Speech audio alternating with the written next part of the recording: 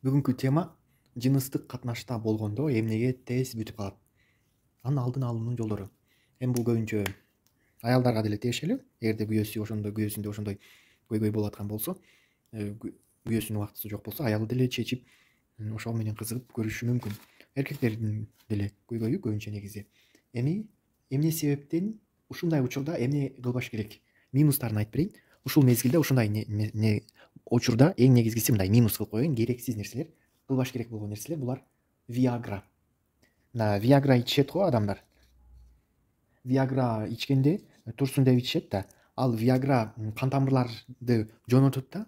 Анан кийин ошол кан тамырлар чоңойгондо кийин, андан кийин Viagra жок болгон болсо, баягы кан тамырлар чоңоюп калган да, уже тескерисинче турабай калат да. Viagra кылганда аябай, ооба чындап эле Viagra пайдалуу, бирок ал бир күн, 2 күн болот. Эми бир ай болушу мүмкүн. Андан кийин уже кийинкиден Viagrасы жок, турбай калат уже. Себеби ал кан тамырларды уже чоңойтуп коет да. Анан кан тамырлары чоңойгондон кийин бул химикат да. Анан кан тамырларга өзүнүн немесинин нормасына келбесе, кан тамырлар болбойт. Анан кийин кан тамырларга күч келе берет. Натыйжасында кан тамырларынын өзүнүн функциясы бузулуп калат. Мисалы үчүн Viagra'нын мындай жөнөкөй эле кан тамыры болгон болсо, нормадачы, мындай болуп эле. А кийинки Viagra'да болсом, бул ушундай аябай жоон болуп кетет да, кан тамырларчы, моундай. Анан буларда жаракалар кетиши мүмкүн. Бул болбойт. Күч келет. Viagra бул минус. Кылбашыңар керек болгон. Эми плюс жагын же болбосом бул көнүгүү. Эмне кылыш керек деген, мисалы үчүн плюс жагын айтып кое берели. Эмне кылыш керек? Пайдалуусу. Эми эрте түшүп калып аткан болсо, буга көнүгүү жасаш керек. Көнүгүү. Кандай көнүгүү? Буга биздин мээбизде болот. Бардыгы ошол эрте түшүп калганы дагы биздин мээбизде болот да. Адамдын эркек эгерде шашылып аткан болсо, эрте түшөт. Андан кийин эми ушуну мисалы үчүн эрте түшүп калышынын себеби стресстен болушу мүмкүн. Мисалы үчүн тамеки чеккенден болушу мүмкүн. Могул жака тамеки деп кое берели. Тамеки, арак, тамеки, ушулар зыян болот.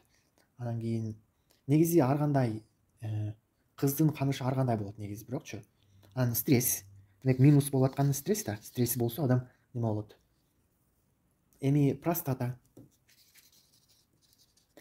болушу мүмкүн. Андан кийин калкан бези дагы болуп, калкан бези ооруган болсо дагы, калкан бези ооруса дагы, анан ошондон дагы болот. Калкан безин билесиңер да туурабы, моюнунда болот, кекиртектин ичинде болот. Андан кийин плюс жагына нитраттарды жеш керек. Нитратка бай тамактарды, ооз менен дем алышыбыз керек дагы. Нитратка бай тамактар. Нитратка бай тамак. Мисалы, биз азыр эми көнүгүү дебедикпи? Демек көнүгүү дегенде кандай көнүгүү жасаш керек? Мисалы, биз мээбиз дебедикпи? Азыр мени тартайын мына жерге. Кол менен жасаса деле болот, же болбосо эме менен деле жасаса болот, өзү деле жасаса болот. Мисалы үчүн балдар неме кылып атканда,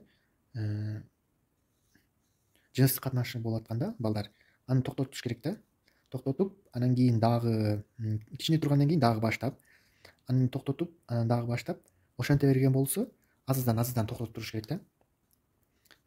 Ошон мисалы үчүн сийип атканда деле сийип, анан кичине токтотуп, сийип, анан токтотуш керек. Анан кийин ошентип сийип токтото бериш керек. Анан сперма түшөйүн деген учурда колуңуз менен же болбосо өзүңүз токтотуп турасыз. Кичине туруп дагы баштайсыз да. Ошентип бир нече ирет жасайсыз. Бирок эмени урукту, сперманы түшүрбөш керек да. Ошентип түшөйүн дегенде токтотушуңуз керек. Анан дагы улантып, анан дагы токтотушуңуз керек.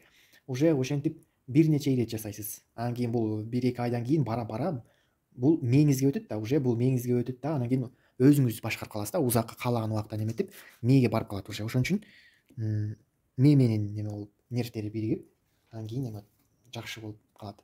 Демек, сиз спорт менен машыгыш керек. Эң пайдалуу нерсе бул, плюстарын жазып атам. Спортко неметиш керек, жакшы тамактаныш керек.